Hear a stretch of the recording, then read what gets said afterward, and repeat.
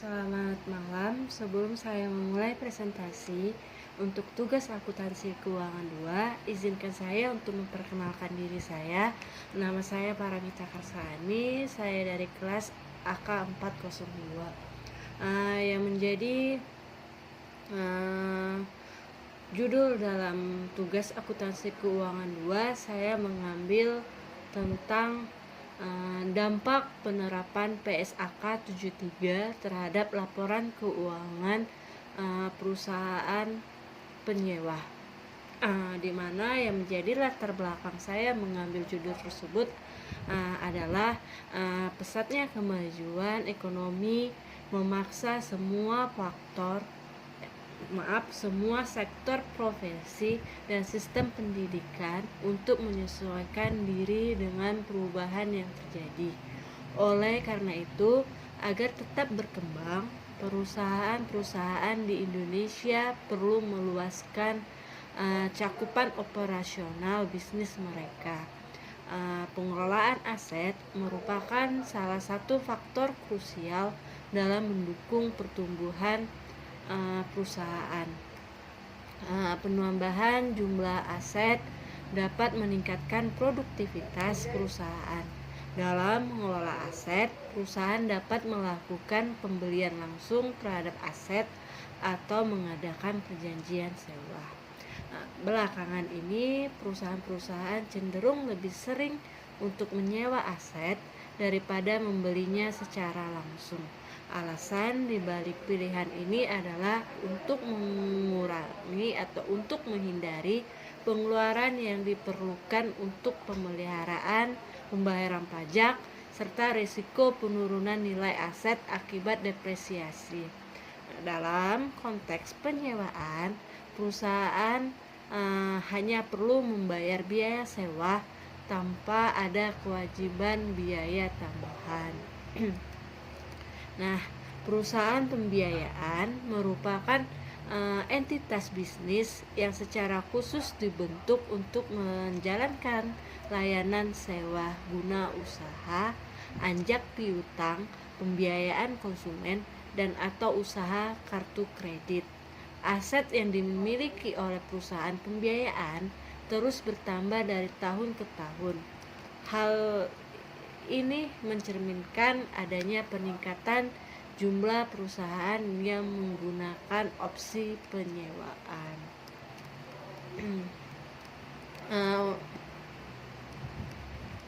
Untuk sewa sendiri itu diatur dalam suatu peraturan yang mana aturan tersebut mengorganisir informasi tentang identifikasi, penghitungan, penyajian, dan pengungkapan sewa dengan tujuan memberikan data yang berarti kepada penerima laporan keuangan.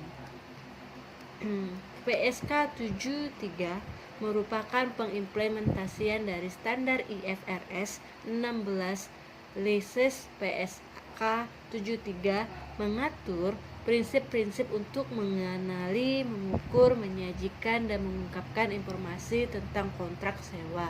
Tujuan utamanya adalah memastikan bahwa informasi yang diberikan oleh kedua belah pihak, yaitu penyewa dan penyedia sewa, adalah tepat dan sesuai yang dapat dengan tepat mencerminkan detail transaksi sewa tersebut.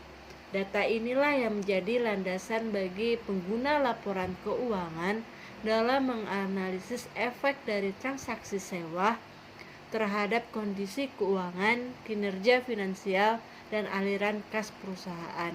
Dengan penerapan PSAK 73, beberapa peraturan sebelumnya tidak lagi berlaku, termasuk PSAK 30 mengenai sewa, ISAK 8 mengenai kriteria penentuan apakah suatu perjanjian mengandung sewa, terus ISAK 23 yang mengatur sewa operatif intensif.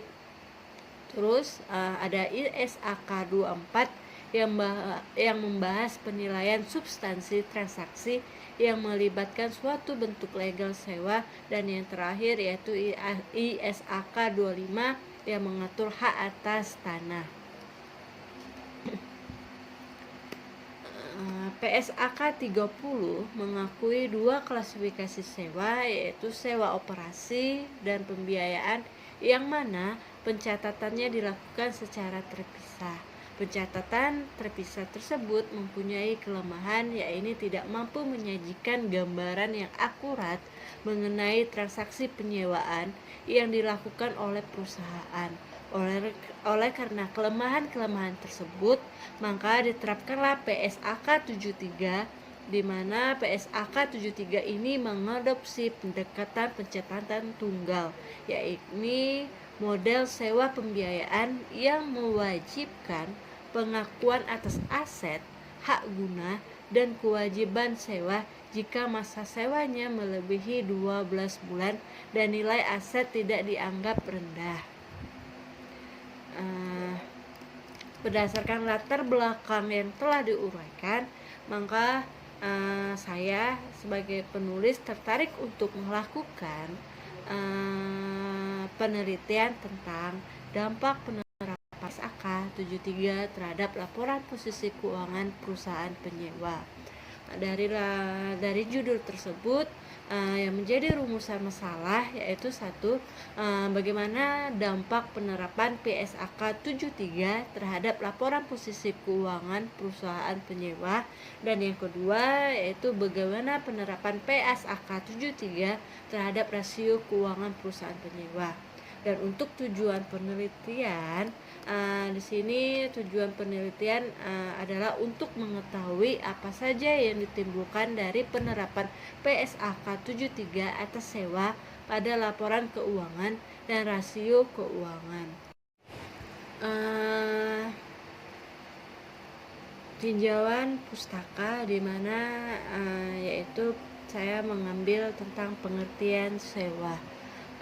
Pengertian sewa menurut Diana dan Setiawati, sewa adalah kesepakatan antara pemberi sewa dan penyewa, di mana pemberi sewa memberikan izin kepada penyewa untuk memanfaatkan suatu barang yang dimilikinya selama jangka waktu yang telah ditetapkan. Nah, sebagai gantinya, penyewa membayar biaya sewa kepada pemberi sewa.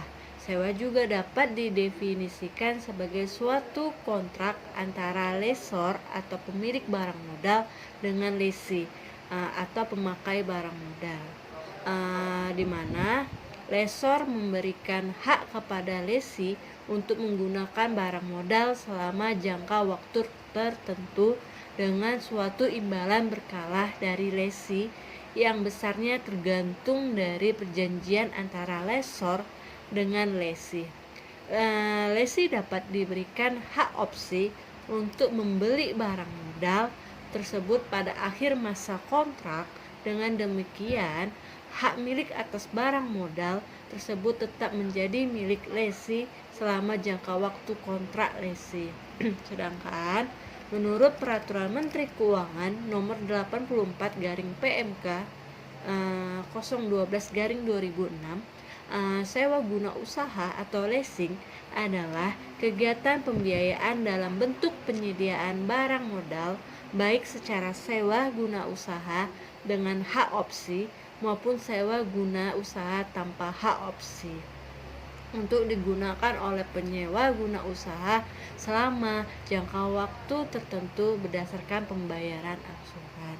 Sedangkan menurut Mukhtar dan kawan-kawan, sewa pada prinsipnya mempunyai pengertian yang sama, di mana sewa ini memiliki unsur-unsur seperti pembiayaan perusahaan, penyediaan barang-barang modal, jangka waktu tertentu, pembayaran berkala, adanya hak pilih atau hak opsi, adanya nilai sisa yang disepakati bersama, dan juga adanya pihak lessor, dan tentunya juga adanya pihak lessee. Untuk jenis sewa guna usaha dapat dibedakan menjadi dua jenis, yaitu yang pertama sewa pembiayaan atau capital lease, di mana maksud dari sewa pembiayaan merupakan sewa yang mana lessor atau perusahaan sewa guna usaha sebagai pihak yang membiayai penyediaan barang dan modal. Sementara lessee sebagai penyewa cukup memilih barang modal yang dibutuhkan. Selanjutnya, lessor akan memesan barang kepada supplier sebagai pemilik barang modal tersebut. Selama masa sewa, lessee melakukan pembayaran sewa secara berkala sesuai ketentuan ditambah pembayaran nilai sisa pada akhir periode. Ciri-ciri sewa pembiayaan yaitu 1. Adanya objek sewa guna usaha tetap milik lessor sampai waktu dilakukan hak opsi. Kedua, yaitu kontrak sewa guna tidak dapat dibatalkan sewaktu-waktu. Jika terpaksa dibatalkan akan mendapatkan denda. Ketiga, barang modal dapat berbentuk barang bergerak atau barang tidak bergerak. Dan yang keempat, masa sewa barang modal selama umur ekonomisnya dan diberikan hak opsi beli. Dan yang kelima, jumlah angsuran sama dengan jumlah biaya perolehan ditambah biaya-biaya lain dan tingkat keuntungan. Dan yang keenam, lessor tidak dapat mengakhiri masa kontrak secara sepihak atau akan dikenakan denda. Yang ketujuh, terdapat resiko ekonomis. Yang kedelapan, terdapat transaksi keuangan. Dan yang kesembilan yaitu bayar tunai. 10, terdapat hak opsi beli sesuai nilai sisa barang modal. Dan yang ke-11, barang modal yang disewakan tidak dapat disusutkan oleh lessor. Dan yang terakhir, pembayaran angsuran sewa guna usaha tidak dikenakan PPN atau PPh pasal 23. Sedangkan untuk sewa operasional atau operation lease yaitu merupakan sewa yang mana pada akhir masa sewa barang harus dikembalikan kepada lessor. Dalam operation lease, pada akhir masa sewa tidak diberikan hak opsi kepada lessee. Jumlah pembayaran angsuran pada akhir periode sewa tidak mencakup biaya-biaya yang dikeluarkan untuk memperoleh barang dan bunga. Lessor tidak memperhitungkan biaya-biaya dan bunga tersebut karena mereka berharap bahwa nilai barang modal masih cukup tinggi pada akhir periode sewa. Berikut ciri-ciri khusus sewa operasional, yaitu 1. Kontrak sewa guna usaha dapat dibatalkan sewaktu-waktu. Kedua, masa sewa relatif singkat. Ketiga, pembayaran angsuran sewa dikenakan PPN dan PPh pasal 23. Yang keempat, barang modal yang disewakan dapat disusutkan oleh lessor. Yang kelima, penyajian dalam laporan keuangan diakui dan disajikan sebagai beban sewa dalam laporan laba rugi dan tidak ada pencatatan aset, utang, dan beban depresiasi. Pernyataan Standar Akuntansi Keuangan nomor 30 atau PSAK 30. Nah, PSAK 30 atas sewa terbagi dalam 2 fase, yaitu sebelum dan sesudah adopsi IFRS. Dalam PSAK 30, sebelum adopsi IFRS, sewa digolongkan sebagai sewa pembiayaan jika penyewa guna usaha memiliki hak opsi untuk membeli aktiva yang disewa gunakan pada akhir masa sewa guna usaha dengan harga yang telah disetujui bersama pada saat dimulainya perjanjian sewa guna usaha. Seluruh pembayaran berkala yang dilakukan oleh penyewa guna usaha ditambah dengan nilai sisa mencakup pengembalian harga perolehan barang modal yang disewa gunakan serta bunganya sebagai keuntungan perusahaan sewa guna usaha dan masa sewa guna usaha minimum 2 tahun. Nah, dalam PSAK 30 sesudah adopsi IFRS, Sewa digolongkan sebagai sewa pembiayaan jika sewa mengalihkan kepemilikan aset kepada lase pada akhir masa sewa. Nah, di mana lase memiliki opsi untuk membeli aset pada harga yang diperkirakan cukup rendah dibandingkan nilai wajar pada tanggal opsi mulai dapat dilaksanakan, sehingga pada awal sewa dapat dipastikan bahwa opsi tersebut dapat dilaksanakan,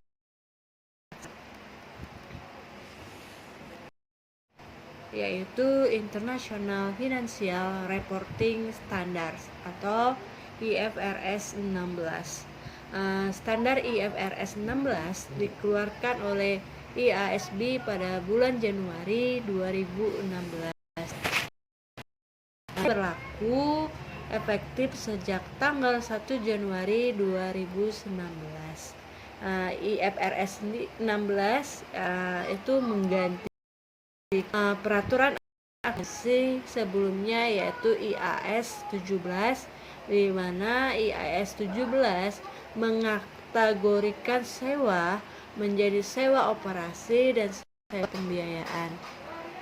Menurut IASB 2016, hal ini mengakibatkan para investor harus melakukan penilaian terhadap efek dari sewa yang tidak tercatat dalam laporan keuangan, yang kerap kali mengarah pada estimasi berlebihan terhadap liabilitas yang lahir dari adanya kontrak tersebut. Pernyataan Standar Akuntansi Keuangan Nomor 73 atau PSAK 73, di mana pernyataan Standar Akuntansi Keuangan PSAK 73 dikeluarkan oleh Dewan Standar Akuntansi Keuangan IAI pada tanggal 18 September 2017. PSAK sebelumnya, yaitu PSAK 30, tidak berlaku lagi sejak tanggal 1 Januari 2020 karena telah digantikan dengan PSAK 73. Panduan interpretasi terkait dengan sewa yang tercantum dalam PSK 30, ya ini ISAK 23 tentang sewa operasi dan ISAK 25 tentang hak atas tanah juga dianggap tidak berlaku lagi seiring dengan diterbitkannya PSAK 73. PSAK 73 merupakan adopsi dari IFRS 16. Lingkup dari PSAK 73 adalah semua jenis sewa kecuali sewa terkait dengan aset biologis, eksplorasi atau penambangan atas sumber daya yang tidak dapat diperbaharui, hak perjanjian lisensi, perjanjian konsesi, lisensi atas kekayaan intelektual, serta properti investasi. Untuk pencatatan sewa tunggal dalam PSAK 73 menyebabkan seluruh kontrak sewa harus dicatat dalam laporan keuangan dan dilaporkan sebagai aset hak guna dan liabilitas sewa.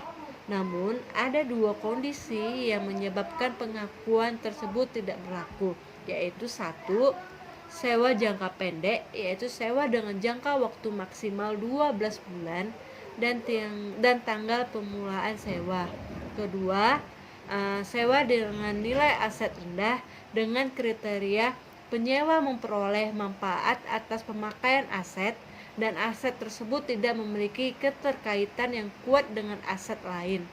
PSAK 73 tidak memaparkan besar kisaran minimal suatu aset sehingga dapat dikatakan memiliki nilai rendah dan hanya memberikan beberapa.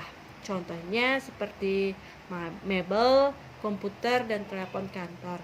Dalam draft exposure PSAK 73 menyatakan bahwa biaya perolehan aset hak guna meliputi jumlah pengukuran awal liabilitas, pembayaran sewa di muka, biaya langsung awal, estimasi biaya pembongkaran, pemindahan dan perestorasian aset pendasar, dikurangin insentif sewa. Sedangkan untuk memperoleh liabilitas sewa dapat diperoleh dari nilai terkini pembayaran sewa ditambah dengan nilai terkini pembayaran ekspektasi pada akhir sewa.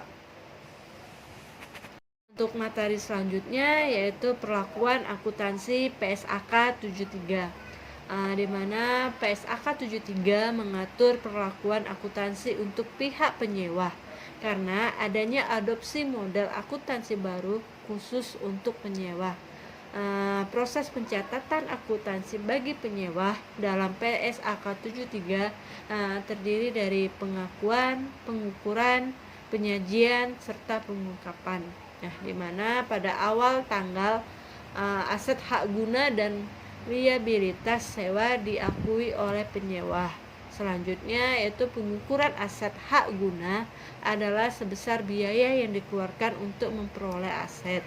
Sedangkan untuk pengukuran yaitu aset hak guna ditentukan dengan mengurangi biaya perolehan dengan akumulasi penyusutan serta akumulasi dari kerugian penurunan nilai. Sedangkan untuk pengukuran awal liabilitas atas aset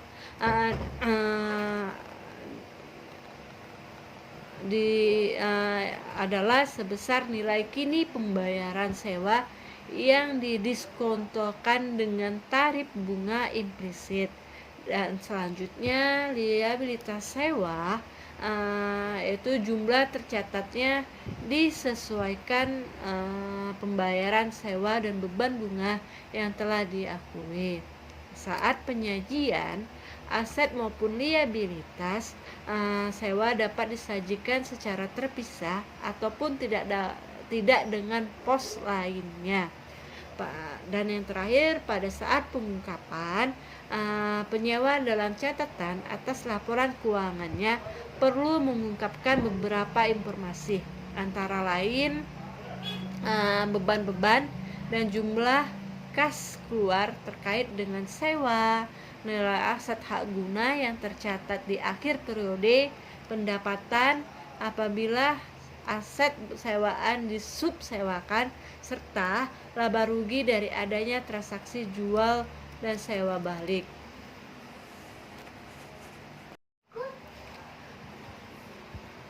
Perbandingan PSAK 30 dengan PSAK 73, di mana perbedaan antara PSAK 30 dan PSAK 73 dapat terlihat dari perspektif pedoman yang digunakan dalam penyusunan keduanya, di mana poin utama yang ditekankan dalam penilaian apakah suatu aset merupakan aset sewa serta perbedaan dalam hal klasifikasi jenis sewa dan pengungkapan masing-masing. Nah, di mana perbandingan PSAK 30 dan PSAK 73 dalam kategori acuan, di mana PSAK 30 yaitu IAS 17, sedangkan PSAK 73 yaitu IFRS 16. Dan untuk fokusnya PSAK 30 yaitu substansi atas perpindahan manfaat dan resiko. Sedangkan PSAK 73 yaitu hak untuk mengontrol atau menggunakan aset. Sedangkan untuk klasifikasi khusus untuk penyewa untuk penyewa tidak berubah, di mana dalam PSAK 30 sewa operasi dan sewa pembiayaan. Sedangkan dalam PSAK 73 yaitu sewa pembiayaan dengan pengecualian. Sedangkan untuk kategori pengungkapan dalam PSAK 30 aset dan liabilitas sewa untuk sewa pembiayaan dan biaya sewa untuk sewa operasi. Sedangkan dalam PSAK 73 aset hak guna dan liabilitas sewa untuk semua sewa.